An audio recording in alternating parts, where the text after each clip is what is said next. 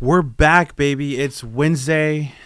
It's stream night here in the Segovia residence, and we have a lot to talk about. Your boy was at Forbidden Kingdom this past weekend in Orlando, and let me just say that is probably one of the most fun times that I have had at a festival, like for sure.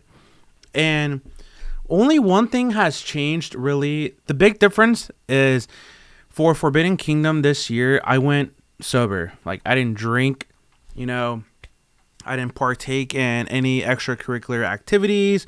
I didn't do any afters. I had my 7 to 8 hours of rest per night. I ate. Normally, I drank a lot of water.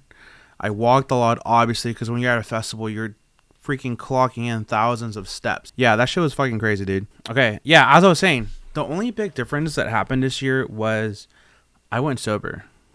And I didn't have like an epiphany when I was at the festival, but I remember very vividly during at one point, I think it was like the Siberian stage. So like the stage setup is cool at FK because if you live in Florida and you are like around this time of the year here in Florida, bro, it's fucking hot. And like, I mean, like these are the months where it is like, it's super, super hot. And dude, I don't know if this is something that like I suffer because I work in the music industry, but you know that meme where there's like this meme that if you work in the music industry, especially for like all of these EDM community and events, like you're going to wear all black. So that's where my dumb ass was wearing. I was wearing all black for both days of Forbidden Kingdom. But okay, enough of that. It's hot as fuck. But yeah, as I'm going back to my story at FK, like when I was sitting there under the Siberian stage, I crisscrossed applesauce. I sat down and I was enjoying the music, and I came to this kind of like weird realization that like, man, it's day 2 of the festival, and I'm honestly having like so much fun. I'm having so much fun, and I've been doing it these past 2 days without having like a single sip of alcohol. Like I was completely sober, like nothing at all whatsoever. Just me and my water and electrolytes, my vibes, and that's my sunglasses. That's pretty much it. And the music, obviously, at the festival. And I think I had the most fun in a while because I remembered everything that happened. Every interaction I had with everybody that came up to me or that I came up to people, it was so genuine. We were exchanging vibes essentially. And I don't know. I think I enjoyed my experience of being able to experience the festival. I'm not sure if that makes sense. I enjoyed the experience of being able to experience the festival for what it was. Because before, previous times that I have gone to that festival, I have literally like, I have been like super fucked up to the point where I'm just, when you get so fucked up that you're pretty much just like walking around on autopilot.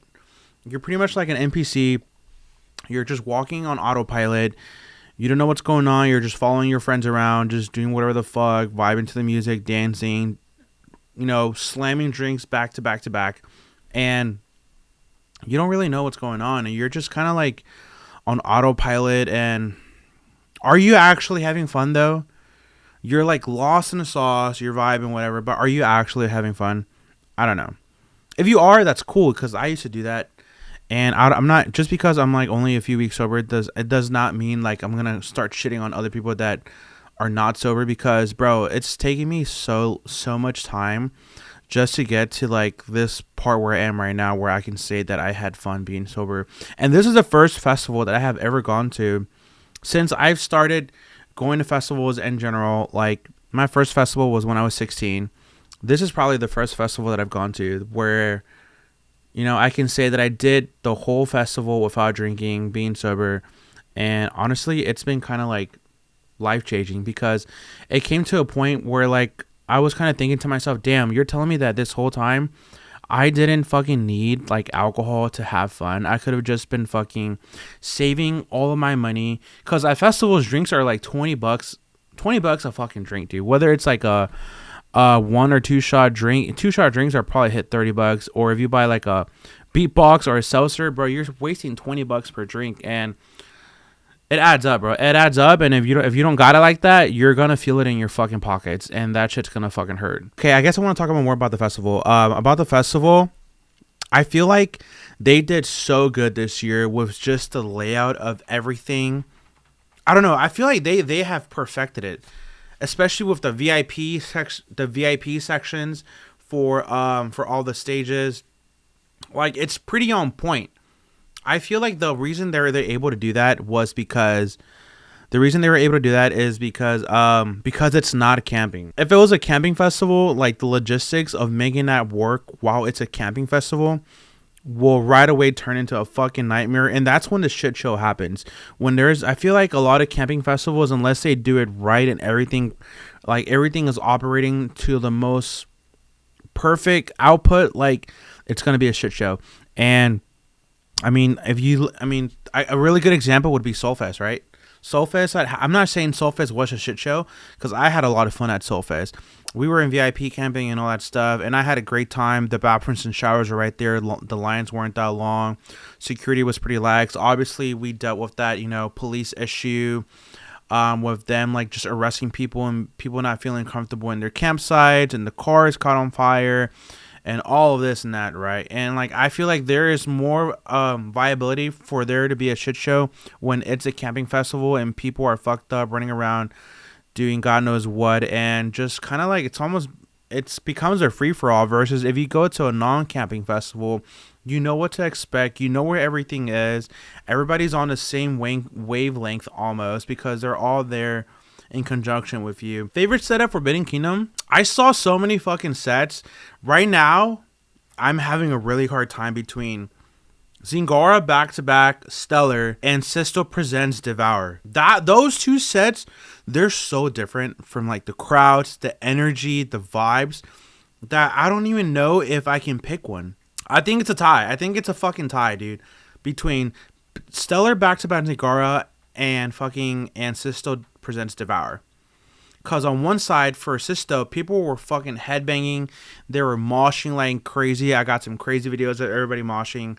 And it's, like, heavy, and he goes from the lighter side he goes from Sister, and then midway, kind of like 1/4 of the way through his set, he changes his clothes, he puts on the mask of fingers, and he turns into Devour, which is like a completely different vibe kind of set, and it just goes heavier and crazier. And dude, it's just so insane. But Steller and back-to-back Zingara, like, you already know that, like, bro, Zingara alone is fucking gas as fuck. So back-to-back with Steller, their song selection was really good. The visuals was really good. I think they fit that stage perfectly, especially with the sunset going down and the lasers and visuals becoming more prominent. With the fire, too, like, all of that shit combined made it a very beautiful, beautiful, beautiful set. So I'm not going to go ahead and pick one. I'm going to say those two were the top two sets of Forbidden Kingdom weekend. Hold on, I want to write this guy's name down in my notes so we can book him for a show, because I have a cool show. I have a lot of shows coming up, but I think he would be really tight for a show. Tripping Sax book for a TK show. Dude, bet. Yeah, I love this. Damn, he only has 198 followers, dude. We'll check out some of his songs later. Let's go ahead and see here. Yeah, bro, y'all are popping the fuck off. I mean, bro, I know we are, to be honest. We are respectfully popping the fuck off, because I guess you can say my job is to pop the fuck off, like, on a daily basis with, like, everything that I fucking do, dude. Like, because I work at TK Lounge. I'm the talent buyer there. My job is literally to make sure that TK Lounge has a show, like, every day of the fucking week, essentially. Especially on Thursdays, Fridays, and Saturdays. Like, this week we have 3 shows. Next week we have 3 shows. And that's just my job, dude. Just literally just pop the fuck off with shows. So I'm always, if you see me announcing a ton of shows, that's why. And I'm sorry if that's annoying, but your boy's got to do his job and get the fucking bills paid, bro, you know? The point of my streams on Wednesday is to really just answer questions, because I have like 10 years, maybe a little bit more, 10 years of, like, it's about 10 years of working in the music industry. Officially now, whether it's social media, operations, artist management, digital marketing, festival promotions, being a show organizer, I was even a booking agent at one point. Dude, every, like, pathway there is, and I even used to produce. I used to produce music. I used to produce music on fucking FL Studio, and like I have literally done so many. Okay, I'm sure you get the point. I wear like if I could wear a hat for every skill set that I have acquired by working in the music industry, I will look fucking dumb as fuck wearing like 20 hats on top of my fucking fat ass head. My head's already big as it is, so let's not make it look more bigger than what it already is. But yeah, bro, unfortunately, I say unfortunately because working in the music industry is a fucking bitch, and that's what nobody tells you. So I can go on a crazy rant about that. If you want to know more about why working in the music industry is a bitch, I would love to go into that. You just have to let me know in the chat if you want me to go on a rant about that, because I can rant about that all fucking year. He released a song, 2%, is his flip from Julia Wolf, In My Room.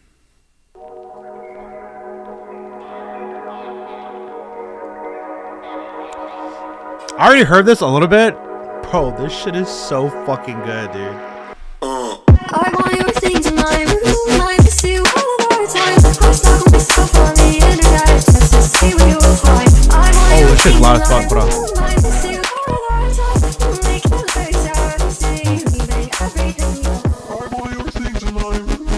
This shit is so good, bro. Look at this. I don't even know who Julia Wolf is. 10K freebie from 2%. Bro, can we just say that there are so many good artists coming out that have come out in the past like 3-4 years? Like so many artists. Like I remember back in the day when it was like Toadface, Slump, like even Percolator, like all these guys, Lucid. All these guys were like super hot, on the come up. They were releasing banger after banger. They were taking over the entire scene. And like freaking constantly, there's constantly a new influx of artists, which is what I love about dubstep and just EDM in general. Like there's always new artists, new prominent sounds and bass music that morph to other directions. There's constantly new stuff coming out, bro. Like I know it gets shit on a lot, that a lot of dubstep always sounds like other dubstep, especially when it comes to like rhythm and shit like that. But like, I think we're in a good time for bass music right now. Like if you thought the 2010 through 2012, whatever era of dubstep was good, I think we're in a pretty good fucking era of dubstep right now too. And I don't know if that's a hot take or not, but I think we're good. It's a good time to be alive if you like dubstep. Here we go. It was a second drop.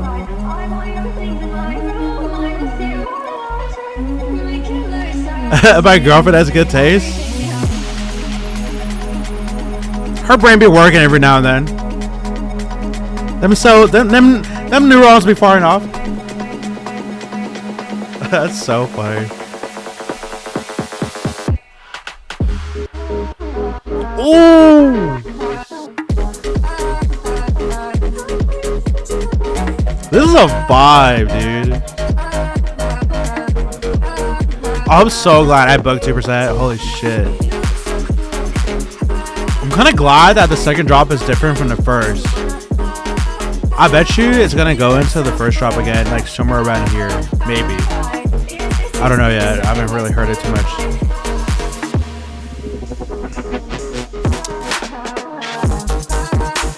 Okay. This shit is so good, bro. How do you like it more than once? You know what? I'm gonna repost it. That's what I should do. Repost. Damn, my boy be ripped, bro. What the fuck? My boy be working out, dude. He got that. You know what he has? He has that fucking he got that sleeper build, bro. You'll look at this kid, right? Looks completely harmless. He'll probably fuck your shit up. Look at this dude, bro. Tell me that he doesn't do MMA on the side. Dude will fuck your shit up, dude. God damn, my boy. I have a friend. His name is Anthony. He kind of reminds me of Anthony. Anthony Osmundo. This is your boy.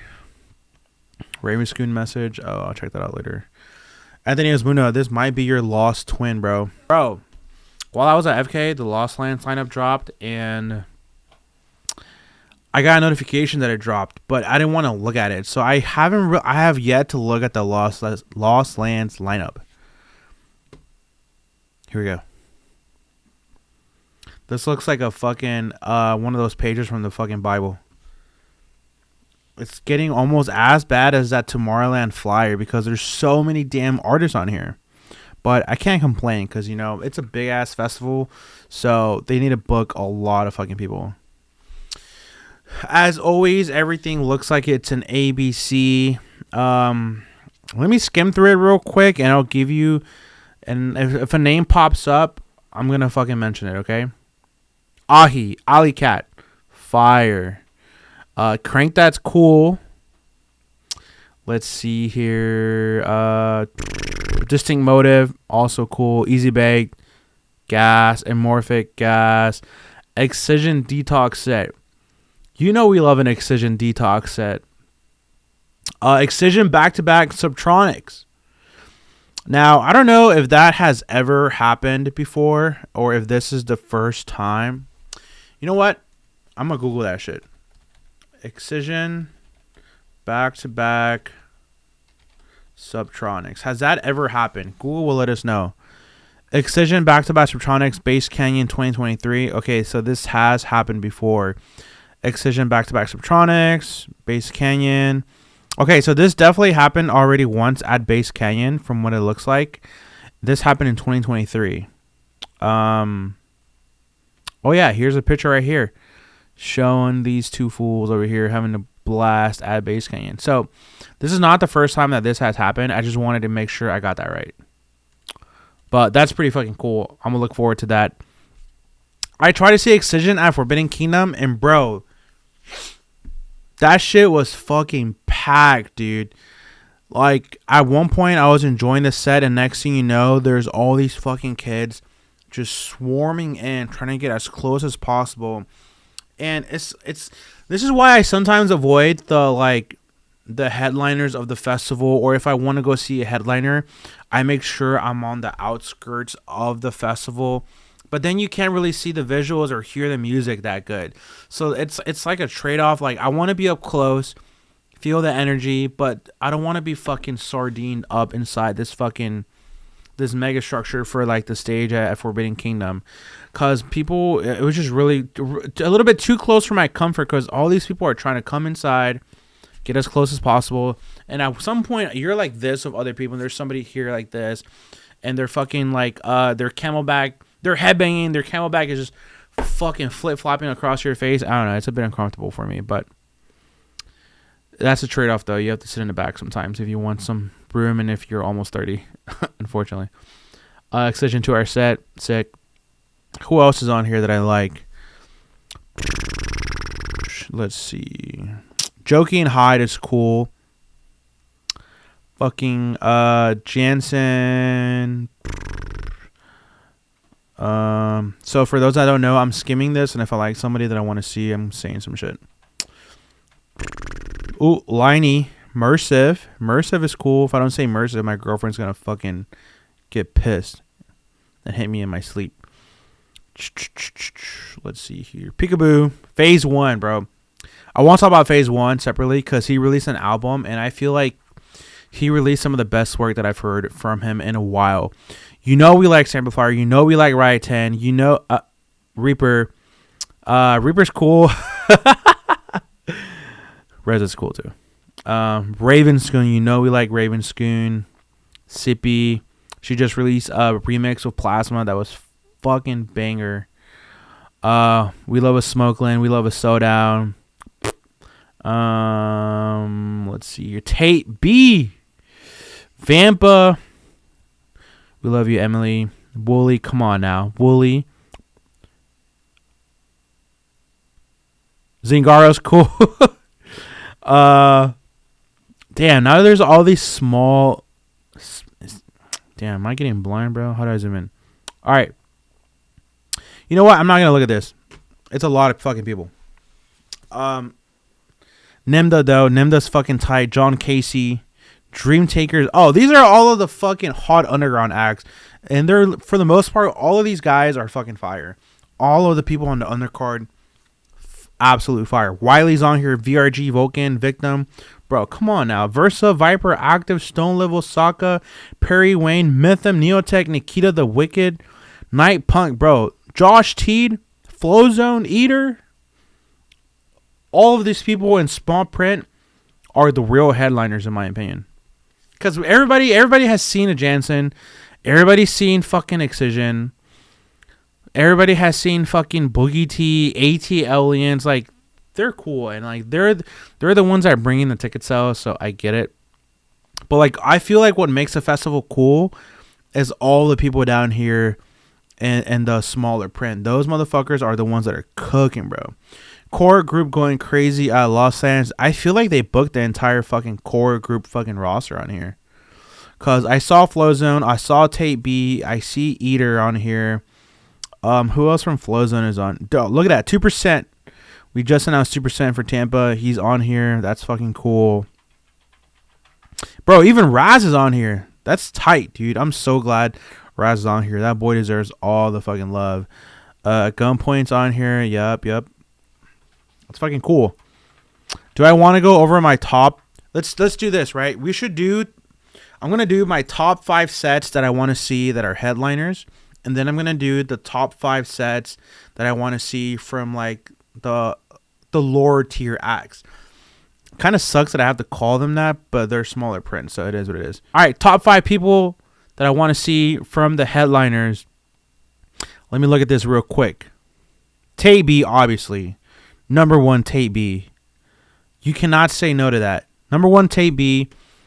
Number 2, Samplifier. Number 3, Infect. Damn. Number 3, Infect. I have 2 more. I need number 4 and number 5. Let me look at this real quick. Number 4 is Zingara. I have to. That's a homie, bro. And she fucking killed that shit at Forbidden Kingdom, back to back with Steller. I have to say number 4 is Zingara. I have to. We need to put some respect on that. Number 5 is gonna be hard, and you know I'm not picking Excision. Cause dude, that it just doesn't do it for me. I'm so sorry. If you don't know, Excision does not do it for me. I would love to Q&A Excision, but listen to his music, I just can't, man. It's just not my thing, and hopefully you guys can respect that.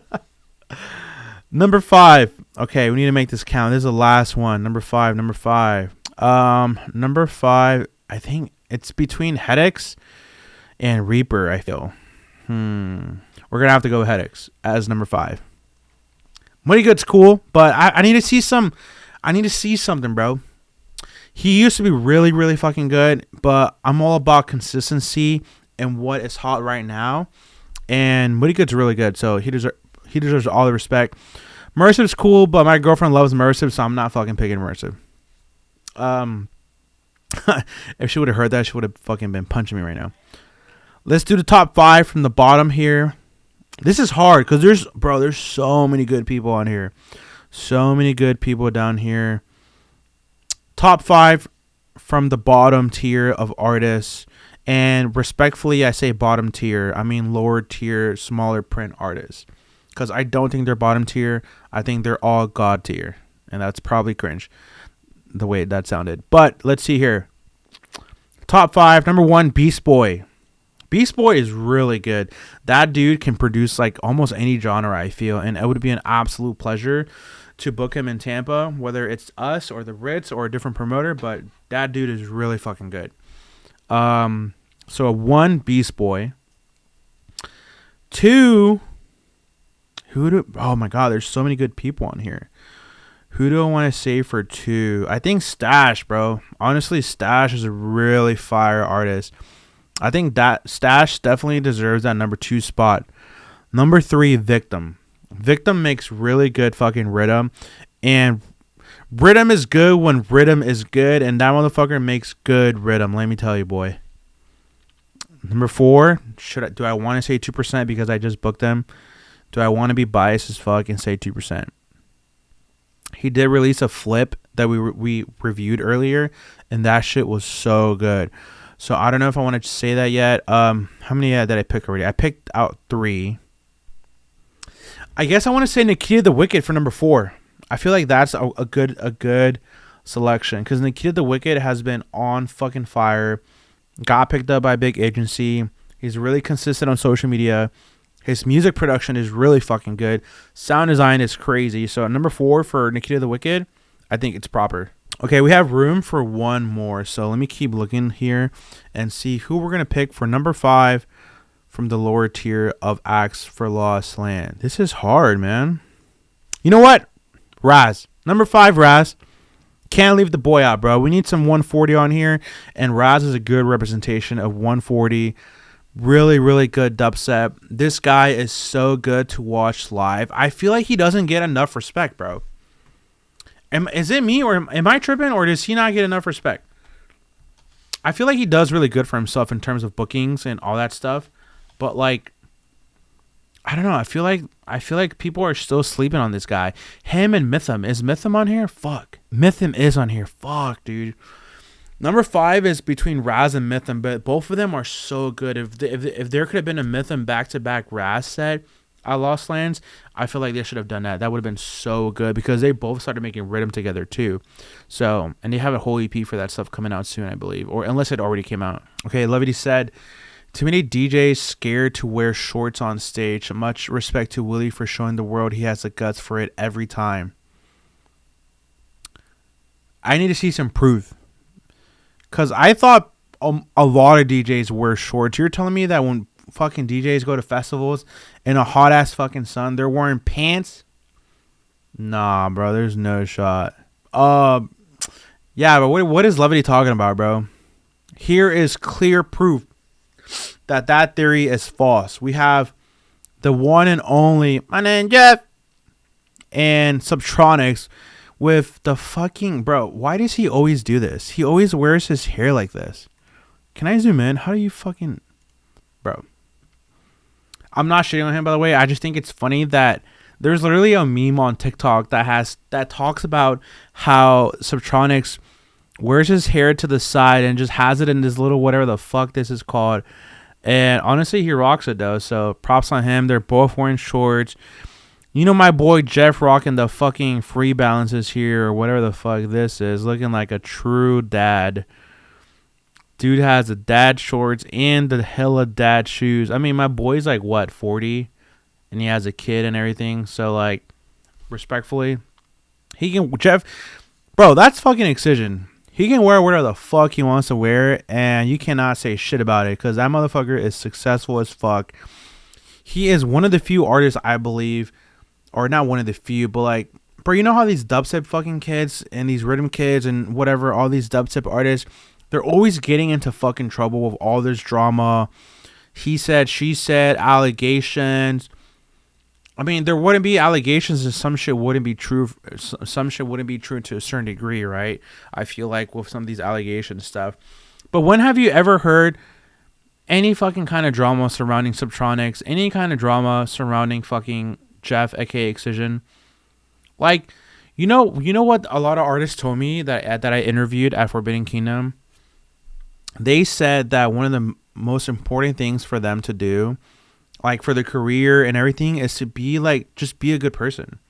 If you're genuine, you have good intentions, you have the right energy, you treat everybody with respect, you're humble and stuff, you'll be surprised how much farther you can get than being a fucking dickhead, being an asshole, and just treating your fans like fucking shit. Because if you weren't a bad person, there is no drama, there is no problems that you're gonna have with other people. You're just fucking there doing your job, having a good time, and nobody's gonna talk shit about you, bro. And there are no allegations, no any of that shit. I bet Richard Finger wears shorts. You know what? You know what's funny about Richard Finger? Is this the fucking outfit? Richard, you know what's funny about Richard Finger? Can y'all believe this guy got booked? His first ever show performance is a Red Rocks opening slot. How many artists can say that their first booking is playing Red Rocks? Bro, can you, like, let's think about that for a second, right? This motherfucker has never played a show ever. Now, I'm not saying he doesn't deserve it. That's not what I'm saying. The guy makes some really good music. I think it's like 2 people, I believe. I'm not going to say their names, but I'm pretty sure I know who they are. But Richard Finger is 2 people. It's not Levity. It's not Tay B. So shut the fuck up if you think it's them. It's not them. It's not Ravenscoon. It's not To The Future. So your boy Gnarlax is clearing the air right now. It's not any of them. It's not any of them, okay? But You know how many artists have worked their entire life getting booked all across the state, releasing for years, and their dream is to literally play Red Rocks, and these guys, their first show booking is to play Red Rocks. Like, that's fucking crazy, dude. This is a good example of like networking will get you places that like your background, your resume, your credentials, any of that shit will never get you. Your degree, like networking can get you into places that other shit can't, bro. And that's why I always emphasize being friends with the right people, being nice to everybody, treat people with respect, be a genuine person. I mean, obviously, they didn't just get booked like that. You know, they're friends with the right people. Their previous, projects, they've been doing it for like years and shit. But it's just so crazy to me, bro, that these guys, their first ever time performing live anywhere is at Red Rocks. And I'm kind of curious to like see what their outfit is. Are they really just going to wear like fucking a finger fucking helmet over their head? Or are they going to wear like a finger outfit? I'm like super curious. Like I know I've seen this, right? So I don't know if this is the fucking if this is the mask that they're going to wear. So see what I mean that it's two people. It's two people. I'm pretty sure it's two people. Bro, is there a picture of this like more closer up? Cause that shit looks fucking crazy. It looks like a rhythm mask. One of the masks that rhythm people wear for shows. Bro, hold on. I want to see if there's like a closer. What the fuck is this, bro? What the fuck is this? Is that the mask? No way. I have to save this and zoom in closer. Bro, what the fuck is this? That looks fucking crazy, dude. Look at his eyes and the fucking square for the mouth and just a big ass middle finger. Is this the helmet? Is this confirmed? Oh my god, that looks so crazy.